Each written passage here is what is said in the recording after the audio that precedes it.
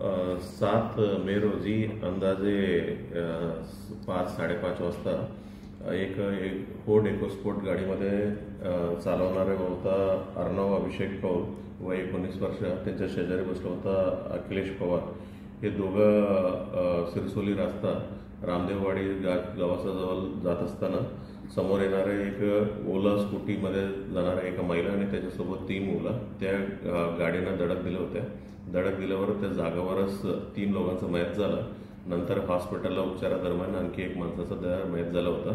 घटना घडल्यानंतर तिथं जे ॲक्सिडेंट केलेलं माणसं अर्णव अभिषेक कौल आणि अखिलेश पवारला तिथं त्यांचं देखील जखमा झालं होतं आणि जखमासाठी त्यांना उपचारासाठी त्यांना हॉस्पिटलला गेलं होतं आणि त्याच्याविरोधात आम्ही सुरुवातीलाच 304 कलमानुसार गुन्हा दाखल केला आणि त्याच्यासोबत NDPSचा देखील आम्ही गुन्हा दाखल केलेला आहे कलमा ॲड करून.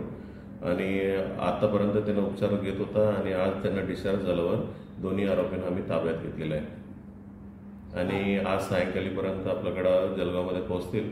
उद्या आम्ही कोर्टामध्ये सादर करून त्यांचा PCC घेण्याची कारवाई करणार. सर, आरोपींना अपघातात जखमी झाले होते की मारहाण झाली होती सर? जमावाकडून काय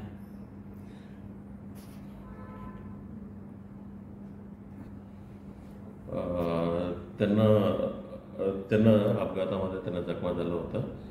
त्या विषयावर त्यांना हॉस्पिटल झालं आणि त्यांना उपचार घेत होता. आतापर्यंत मारहाण झाल्याचं पण म्हटलं जाते सर. त्यांना काय ही दोन्ही प्रकार म्हणजे अपघातामध्ये हे झालं किंवा त्यांना कोणी पब्लिक मारहाण केला या विषयावर आम्ही तपास करत आहे.